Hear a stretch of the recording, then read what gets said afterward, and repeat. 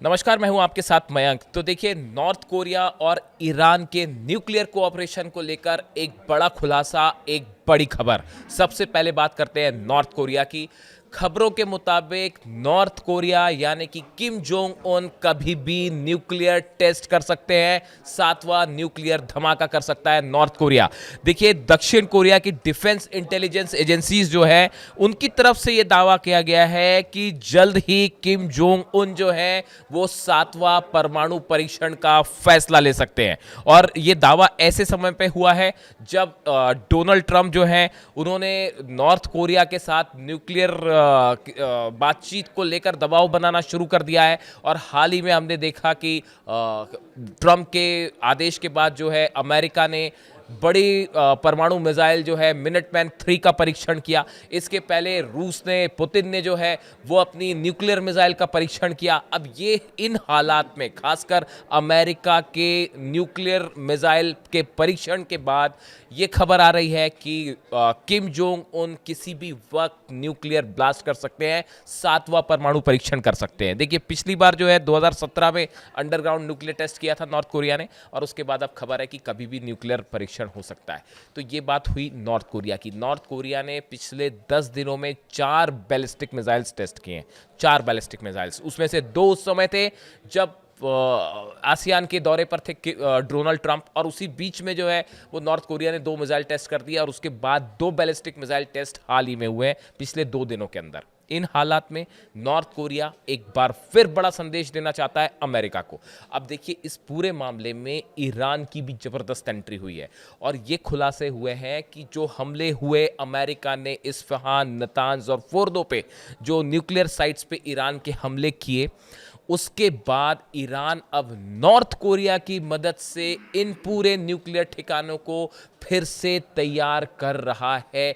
इस तरह की खबरें सिक्योरिटी और सुरक्षा और खुफिया एजेंसी से बाहर आने लगी हैं धीरे धीरे। अब देखिए, ये कोऑपरेशन को लेकर ऐसा क्यों कहा जा रहा है कि ईरान के लिए सबसे बड़ा मददगार न्यूक्लियर प्रोग्राम को फिर से रिबिल्ड करने में कोई हो सकता है, तो वो नॉर्थ कोरिया और किम जोंग उन हो सकते हैं। इसकी 3-4 बड़ी वजह हैं।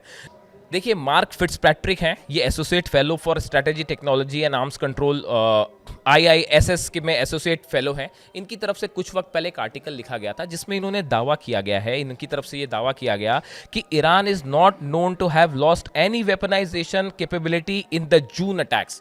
उन्होंने ये कहा कि ये जून के महीने में जो 12 दिन की जंग हुई थी, इसके बाद जो खबरें बाहर आई उसके मुताबिक ईरान के न्यूक्लियर प्रोग्राम से संबंधित या उनके वेपनाइजेशन, उनके हथियार बनाने की क्षमता को कोई खास नुकसान नहीं हुआ है। बात नंबर 1। बात नंबर 2, इनका ये कहना ऐसा है कि आजकल जो किम जोंग उन है, अगर इनके कुछ पिछले दिनों के फैसले देखें, Kim is more willing to take risk these days as demonstrated by his dispatch of troops to Russia to fight against Ukraine. इन्होंने कहा कि अगर हम किम जोंग उनके फैसले देखें पिछले कुछ महीनों के, तो उन्होंने रशिया को जो है वो मिसाइल्स प्रोवाइड करी, रशिया को वेपन्स प्रोवाइड किए, अपने सोल्जर्स, करीब 30,000 सोल्जर्स जो है वो यूक्रेन लड़ने के लिए भेज दिए, और उसके बाद लगातार बैलिस्टिक मिसाइल्स टेस्ट हो रहे हैं। उनका ये कहना है कि किम जोंग उन अब रिस्क लेते हुए, अमेरिका के अगेंस्ट जाते हुए ईरान की बड़ी मदद को तैयार हो सकते हैं, खासकर उसके न्यूक्लियर प्रोग्राम को फिर से खड़ा करने के लिए। और दूसरा, देखिए, एक बड़ी बात यह भी है कि दोनों देशों के ऊपर जो है वो सैंक्शंस लगे हुए हैं, ईरान के ऊपर भी और नॉर्थ कोरिया के ऊपर भी। दोनों के ऊपर सैंक्शंस लगे हैं, इसलिए दोनों देशों को इस बात की चिंता करने की जरूरत नहीं है कि उनकी तरफ, उनके क्या अमेरिका की तरफ से या यूरोप की तरफ से कोई और सैंक्शंस लग जाएंगे। ऑलरेडी ईरान के ऊपर स्नैपबैक सैंक्शंस लग चुके हैं, नॉर्थ कोरिया के ऊपर पहले से लगे हुए हैं। उन्हें किसी तरह का इस बात का डर नहीं है कि कोई और सैंक्शंस लगा देगा। इसके अलावा देखिए, एक और जो बड़ी बात है वो ये है कि ईरान जो है वो न्यूक्लियर मामले को लेकर अपना परसेप्शन बदलने में लगा हुआ है। देखिए, हम सब जानते हैं कि अली खामेनी साहब की तरफ से हमेशा ये कहा गया कि ईरान किसी तरह का कोई न्यूक्लियर वेपन नहीं बनाएगा, एटमी धमाका नहीं करेगा, क्योंकि ये मानवता के खिलाफ है। ये एक वेपन ऑफ मास डिस्ट्रक्शन है जिसका हम कभी इंसानियत के खिलाफ गलत इस्तेमाल नहीं करेंगे और हम इसे नहीं बनाएंगे। लेकिन इसके साथ ही ईरान में बहुत बड़े नंबर्स में अब ये सांसद भी ये कह रहे हैं और बड़ी संख्या में लोग भी ये कह रहे हैं कि ईरान कभी न्यूक्लियर बॉम्ब का पहले इस्तेमाल ना करे, किसी तरह का उसका मिसयूज ना करे, लेकिन खुद की सुरक्षा के लिए एक डिटरेंस के तौर पर ईरान को न्यूक्लियर धमाका करना चाहिए और बम बनाना चाहिए, ताकि अगर दूसरा देश, जैसे पिछली बार हमले हुए तीनों न्यूक्लियर साइट्स पे अमेरिका ने हमले किया, या इजराइल की तरफ से हमले होते और तेहरान में हमने देखा बम्बार्डमेंट्स हुए जिसमें आम लोगों की मौत होती है, ऐसे सूरत में ये न्यूक्लियर बॉम्ब एक डिटरेंस के रूप में काम करेगा और सामने वाला देश शायद हमला ही नहीं करे। इसलिए एक बड़ा परसेप्शन चेंज है ये ईरान में कि क्या न्यूक्लियर वेपन बनाना चाहिए, और इसको लेकर वहां एक बड़ी डिबेट छिड़ी हुई है।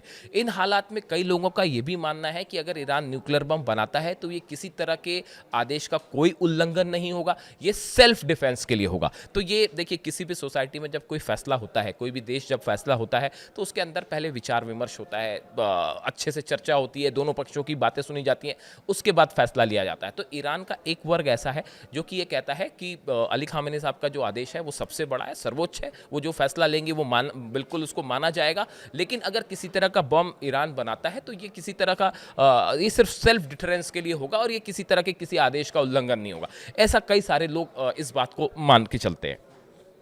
इसके अलावा आप देखिए, अगर नॉर्थ कोरिया और ईरान की बात करें तो मिसाइल कोऑपरेशन दोनों देशों के बीच में 1987 से चल रहा है, जब से कहा गया कि North Korea has sold ballistic missiles to Iran and other Middle Eastern countries. 1987 से ये कोऑपरेशन चल रहा है। उसके बाद कई सारी ईरान की बैलिस्टिक मिसाइल्स जो रही हैं, पहले हमने देखी, इसकी जो टेक्नोलॉजी है, बताया जाता है ये नॉर्थ कोरिया की मिसाइल्स की टेक्नोलॉजी पे बेस्ड है। देखिए, इसके साथ खबर ये भी थी कि 2020 में 2020 में नॉर्थ कोरिया और तेहरान ने लॉन्ग रेंज बैलिस्टिक मिसाइल पर एक साथ मिलकर काम करना शुरू किया था। और देखिए, कुछ ही समय में एक तरफ ईरान जो है वो आईसीबीएम का दावा कर चुका है, जो मैंने अपना पिछला वीडियो बनाया कि आईसीबीएम बना चुका, और उसका वीडियो भी सामने आया और क्लेम कर लिया है कि आईसीबीएम बन चुकी है, 10,000 किलोमीटर रेंज है।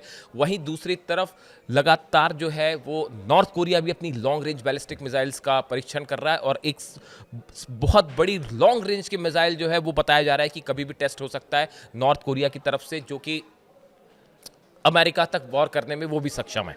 अब इन हालात में देखिए, दोनों देशों के बीच जो कोऑपरेशन चल रहा है और जो स्थितियां हैं, इन सूरत में बताया जाता है कि नॉर्थ कोरिया और ईरान दोनों मिलकर ईरान के जो न्यूक्लियर प्रोग्राम को नुकसान पहुंचा है उसको मिलकर खड़ा कर सकते हैं। देखिए, जो रिपोर्ट्स कहती है, जो इंटेलिजेंस की रिपोर्ट्स बताती हैं कि नॉर्थ कोरिया के पास जो कैपेबिलिटी है यूरेनियम एनरिचमेंट करने की, देखिए उनके दो फैसिलिटीज़ हैं, एक है योंगब्योंग और दूसरी है कैंगसोंग।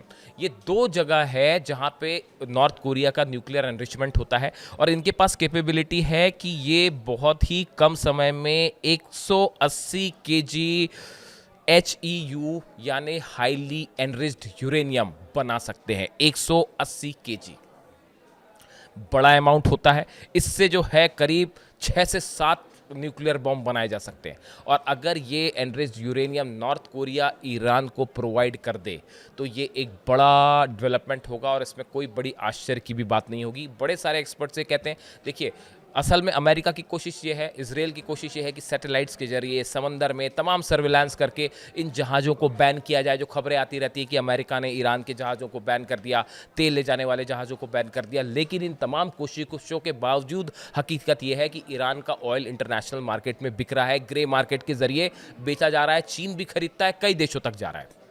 इस सूरत में नॉर्थ कोरिया के लिए बिल्कुल मुश्किल नहीं होगा कि यूरेनियम या किसी तरह की सेंट्रीफ्यूजेस या वो सामान जिसको नुकसान पहुंचा है उसको जो है वो ग्रे मार्केट के जरिए ईरान पहुंचा दिया जाए। एक शिप से आजकल कई तरीके होते हैं, मैंने आपको बताया कि एक शिप पे शुरू होगा आना, समंदर के बीच में उसको दूसरे शिप पे लाद दिया जाएगा और पता चलेगा वो किसी पोर्ट पे गया और वहाँ से जहाज़ के जरिए जो है एयरप्लेन के जरिए पहुँचा दिया गया, या समंदर के रास्ते में ही 2-3 बार शिप्स चेंज करके सामान को पहुँचाया गया। न्यूक्लियर मटेरियल जो पहुँचाया जाता है वो कुछ बहुत बड़ा सामान नहीं होता है। इस सूरत में इनका जो है ग्रे मार्केट के जरिए इसे एक जगह से दूसरी जगह पहुंचाना और उस पर रोक लगाना अमेरिका और इजराइल के लिए बेहद मुश्किल होगा। तो इस सूरत में अमेरिका के लिए ये एक बड़ी चुनौती है कि अगर नॉर्थ कोरिया और ईरान के बीच जिस तरह की खबरें हैं कि ये कोऑपरेशन फिर से तेज़ी से शुरू हो चुका है और ईरान के जो न्यूक्लियर ठिकाने हैं उनको रिबिल्ड करने का काम जो है वो north Korea Kim Jong Un कर सकते हैं, इस सूरत में ये एक बड़ी खबर होगी ईरान के लिए, नॉर्थ कोरिया के लिए, और बड़ा चैलेंज होगा अमेरिका और इजराइल के लिए। इससे जुड़ा जो भी जानकारी होगी आप तक पहुँचाएंगे। Thank you so much.